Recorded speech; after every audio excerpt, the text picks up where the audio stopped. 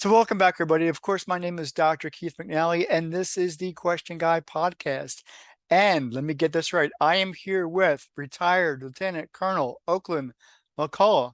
And throughout the rest of the conversation, I get to call you Oak by permission, of course. So, Absolutely, Keith. so thank you for joining me again in conversation. And this is a piggyback on our last conversation. So bringing back that conversation, we talked a lot about leadership, and you have run in the past ROTC programs, and in your book, and here it is, you've talked about that, but I wanted to focus today on this word right here, and it's the word legacy, because we didn't get a chance to talk about it last time. And I found it so important because I've only had this conversation with one other guest. And so I appreciate the fact that you want to talk about it. And I'm intrigued about what the word legacy means to you, and how does one really get the opportunity to leave a legacy, or how, whatever that process is, that they've made such an impact on somebody else that another person wants to carry on another person's legacy. So I Right. guess the best way to start is tell the audience, say hello again, and then give us your ideas about what legacy means. Yeah. Well, thank you again for having me back on the show, Keith. I appreciate it. Had so much fun the first time. I turned down a chance to come back, and this is such an important topic, at least for me, that I love that you asked me to come back and talk about legacy. So I've actually had people tell me, they said, when they see the title of my book, they say, so you're pretty narcissistic if you think that your legacy is so important. I said, well, then Are you obviously, serious? That's yeah, really, yeah, I have had oh, people tell me that. oh And I wow. say, obviously, you have not read my book, nor have you heard me talk or give my leadership presentation. Because if you did, you would realize that it's not about me. It Right. is not about the accomplishments that I do or I have. For me, the definition of leadership, the whole reason to do the things that I do, is not about me. It is about the people that I'm leaving behind. And that can be your children and your grandchildren, who I certainly look at that as part of my legacy. Is if I produced children and grandchildren who are productive members of society, good citizens, doing the things they're supposed to do. But then it's also the people, the leaders of organizations, not just the military for me, but the organizations that these people that I'm helping to produce as leaders, what they leave behind. Not only them, but then who do they pass that on to as leaders so that they produce the next generation of leaders? And in my book, and in my presentation, but in my book, I talk about Master Sergeant David Powell, who, we talked about him a little bit last time we talked about how he came up with this great quote about great leadership handed down from generation to generation is what develops great nations. And to me, that's what it's all about. If you can produce if you can produce a leader who's doing the right things based on the stuff that you taught them and the example you gave them, then they can do that for the next generation. And that's what keeps this great country of ours going, is producing the next generation of leaders. And I concur with that. So when what does it mean to have a legacy? So I kind of want to get to the grassroots of what does that really mean in idea, in concept, so that if if we are in that place, in that space, that we are in leadership, that we want to pass on something. So even if I'm a dad, you just said family, I'm a dad. So, and I've used that word before. I want to leave a legacy for my daughter. Yes. And so I'm building whatever I'm building, whether it's in entrepreneurial efforts, book writings, talks. I want her to appreciate those things and say, my dad, for whatever he is, did all these things, and I appreciated him for that. But how should we scope? How should we think about the term legacy, and what is it? What is a legacy? Yeah. For me, it's really setting that example. in whatever I did, whatever I do.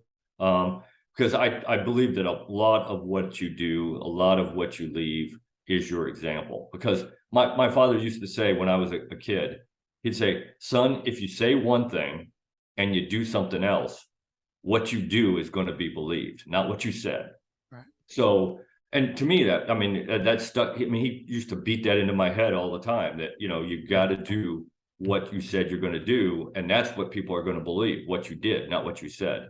Right. So I think that that's part of the legacy, is passing those lessons on that you learned, that somebody taught you, whether it was your parents, or in my case, Coach Nitzwicki, my basketball coach, or Mr. Schindler, my history teacher, who had a huge influence on me as a young man as well. Pass those things on to the next generation so that they can pass it on to the next generation. So it's setting the example, passing on knowledge and information that helps people be successful, and helps them to help the next generation of people as well. Because it really is about that. It's about what you leave behind. That's the legacy, in my opinion. Doesn't matter how much money you made, doesn't matter how many books you wrote. Those are all nice things. But what really matters is somebody but next generation using the things that you taught them and passing that on to the next generation. So, and I want to get to some actual, examples of that, but it sounds like you're talking about a person's character. A lot, yeah. And when we last talked, you used the word integrity, and I literally said that I don't hear that word hardly Very ever often. anymore, and I don't hear it enough, of course. And so, Yeah. so I really did appreciate the fact that you used the word and you understood what it meant. And is that what you're talking about? So people with a certain character, and because you talked about being consistent with what you say and what you do. Yeah. And that's part of having integrity. Is what else would be important in terms of that legacy that you leave behind, or that people would value that you did? Yeah, so I do believe integrity is part of it. I believe character, a person's character, is very, very important, and that's something that you want to pass on. If it's a good character, we want the next generation to have those things, and like you said, you don't hear it very often, so we're not passing it on very often anymore, and that's Yeah, and unfortunate. I'm kind of crushed by that. Yeah, me too. And that's one of the reasons I do what I do. But I think also just the other things that I think that are important is passing along good habits, passing along some self-discipline, teaching people the importance of self-discipline, not discipline. That's important, but we do discipline until somebody has self-discipline. That's another thing my father used to say. He said, son, discipline yourself so other people don't have to. Oh, I And like that.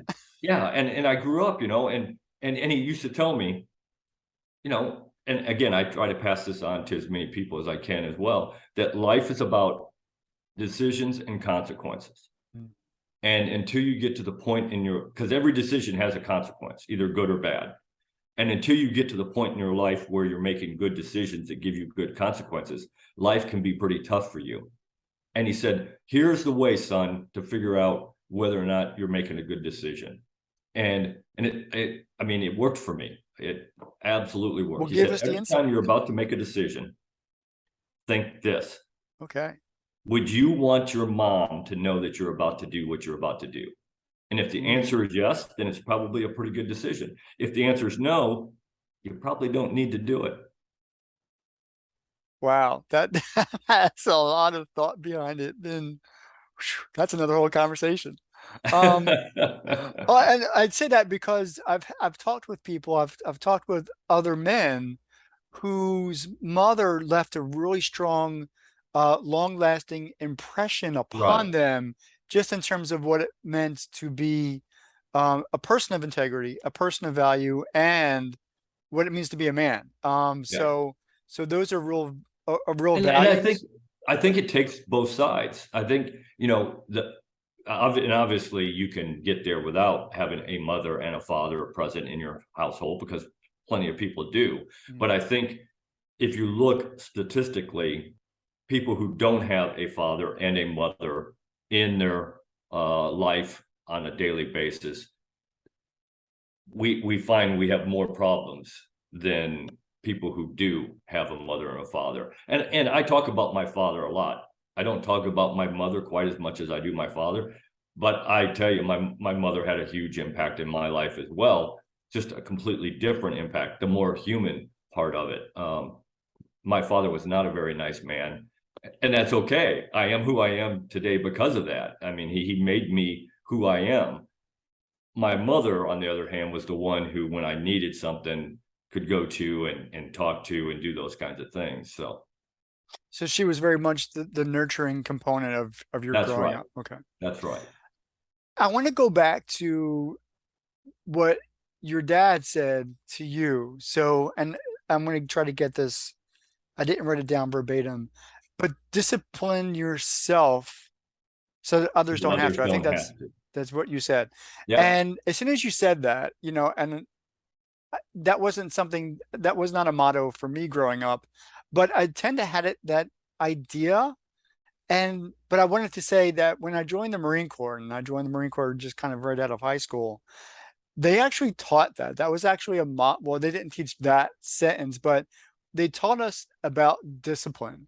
that's right. Um, and and I guess that was whatever that is in terms of being a Marine, but a Marine and I guess a soldier as well, are disciplined. And so, and be quite honest, we're disciplined in a lot of different areas in life. So, but we're taught to as much as we're taught to obey, commands and structure and hierarchy, but we're taught to be people of honor. And I still remember, the public service announcements, the few, the proud Yeah. Marines, right? No. And so that was a good selling point.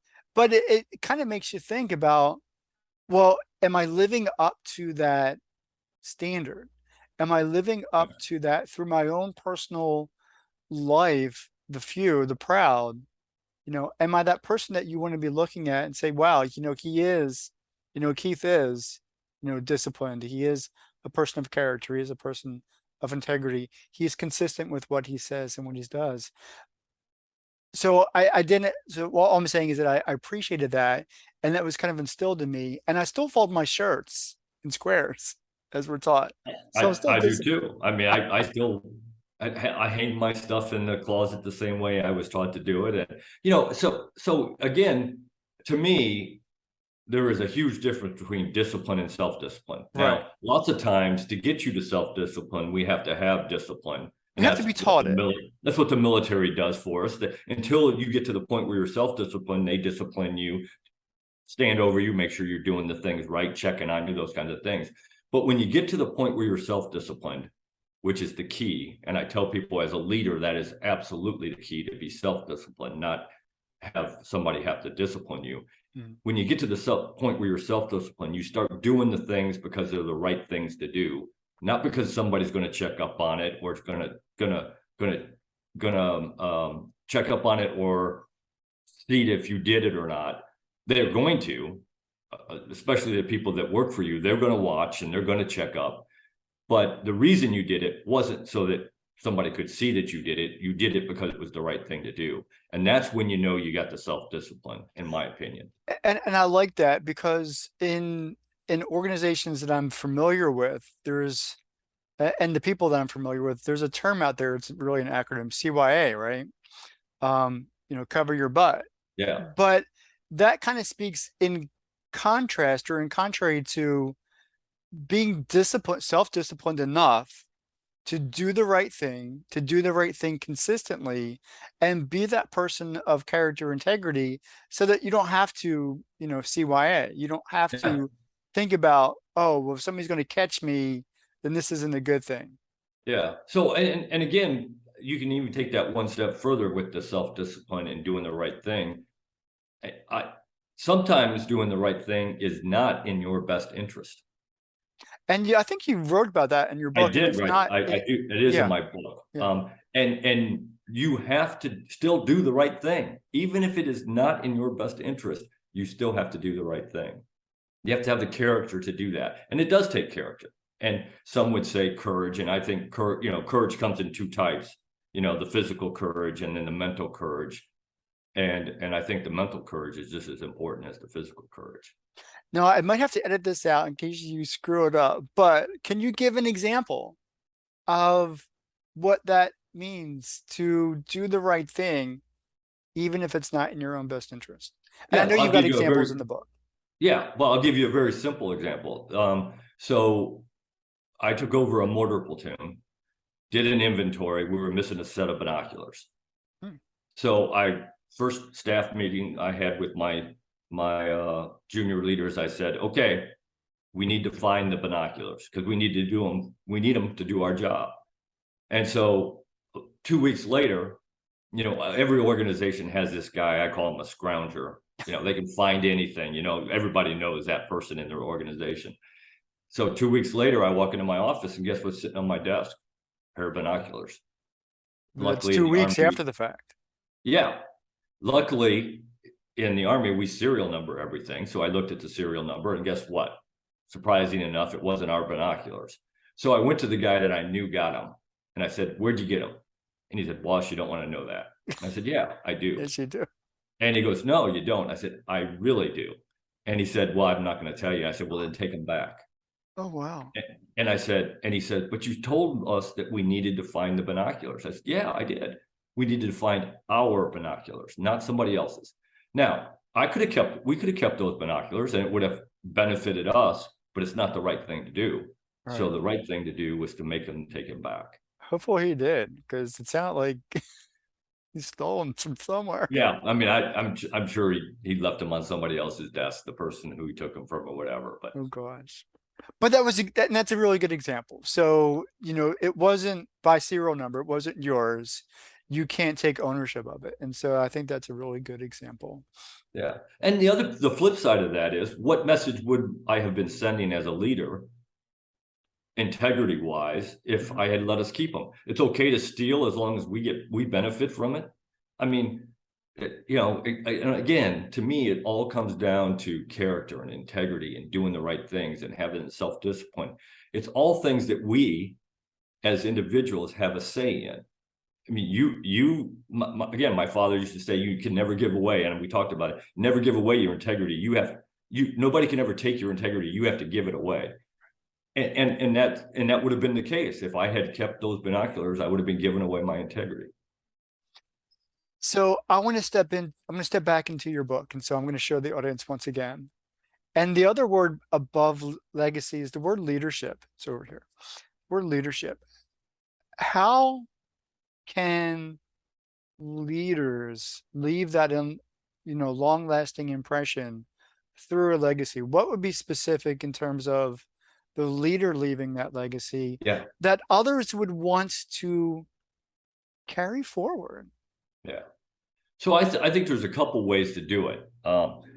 I think, first of all, the thing that you want them to take forward is, again, your example. And I use this, and I talk about this all the time, and I still, in the job I'm in now, helping to recruit for ROTC at the college level and produce leaders. I always tell people that one of my main jobs is to every day make everybody I talk to want to be like me. Whatever it is I'm doing, set that example of what a leader looks like, how they talk, how they walk, how they interact with people, how they communicate, all those kinds of things. So I think that's one of the things that I think every good leader wants to pass on, that the next group wants to do the exact same thing, be like you and add to it, make it even better. A couple ways to do that. Number one is be a mentor. I think, when I go around and talk to people who tell me they're leaders, I'm not sure they are, one of the ways I can always figure out immediately whether or not they are a leader or not is I ask them, who are you mentoring? And if they tell me nobody, you're not a leader, you're a boss. Leaders produce more leaders. And one of the ways to do that, one of the most important ways to do that, is to be a mentor to somebody. Now, you can't be a mentor to everybody. I got it. There's time limits. There's limits to your ability. But you got to pick one or two and just mentor them. And I was lucky enough to have a few mentors in my life. And I still act as a mentor to some of the people who I commissioned. In fact, I just had this conversation today. There are two people I commissioned at University of South Alabama back in 2006 are now majors in the United States Army, and they still keep in touch with me and ask questions and ask my advice and those kinds of things. So be a mentor to somebody. Cool. The I second like way you that. do it, absolutely, you have to do that.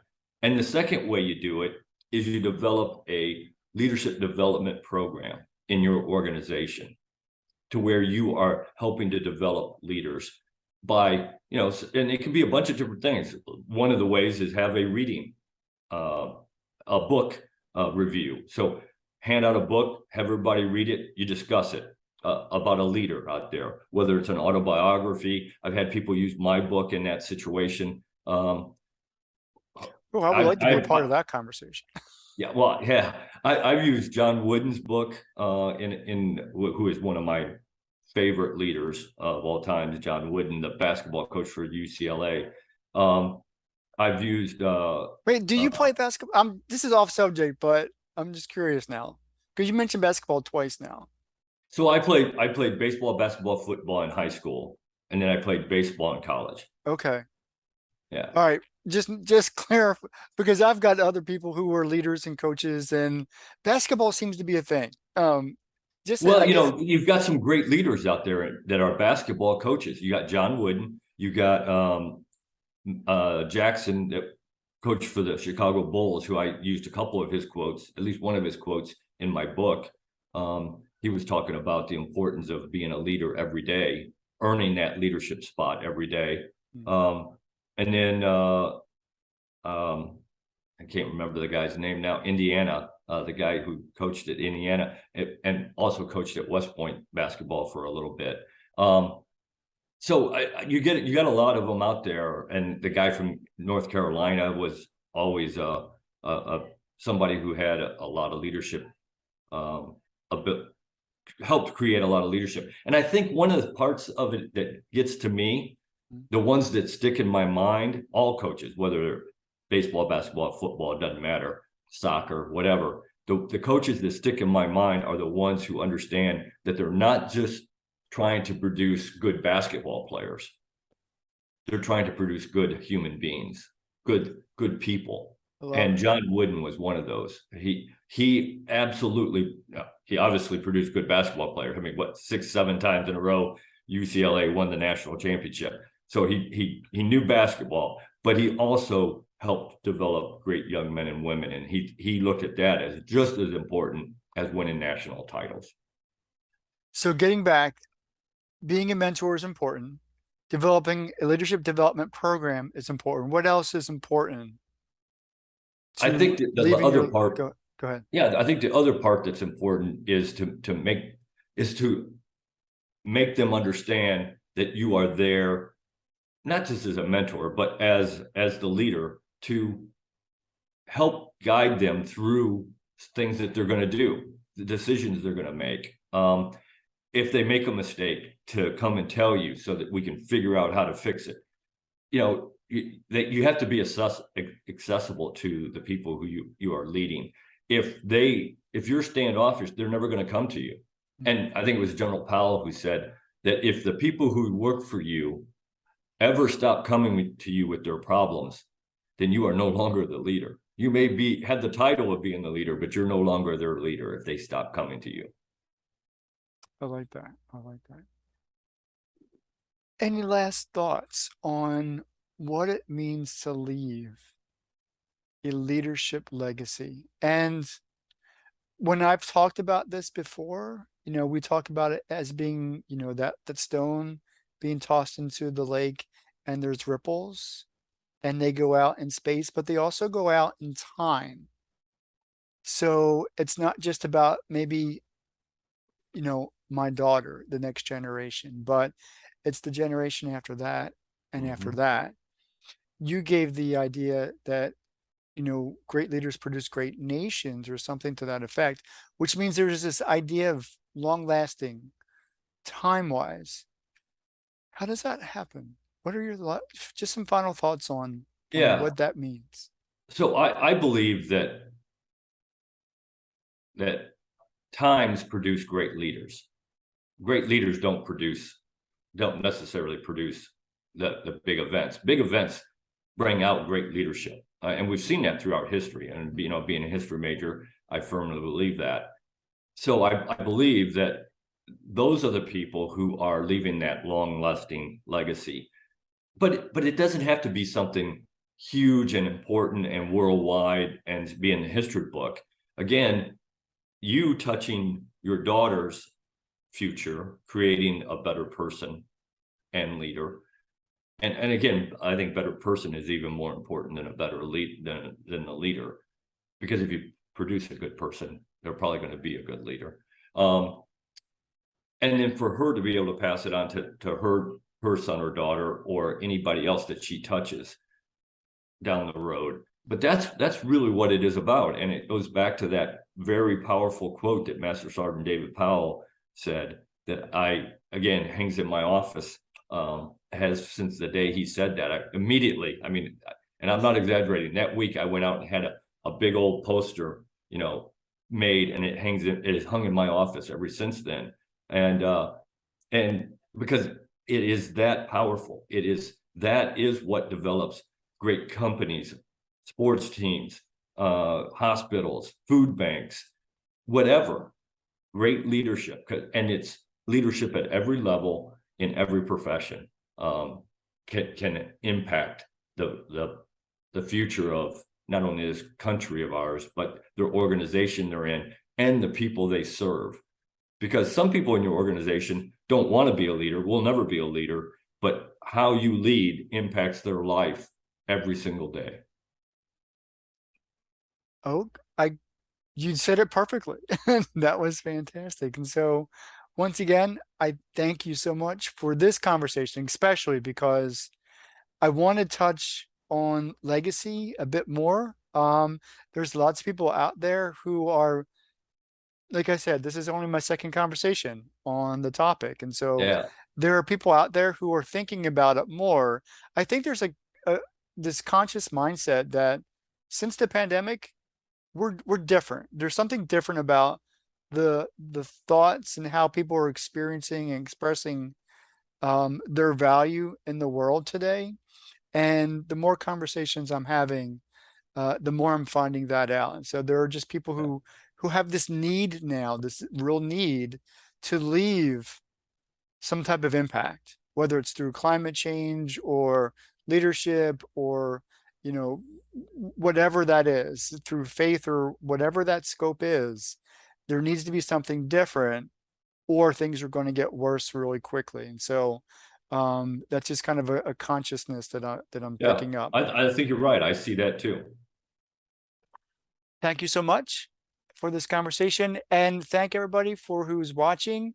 This is again season 2 of the Question Guy podcast, and we'll see you next time. Take care.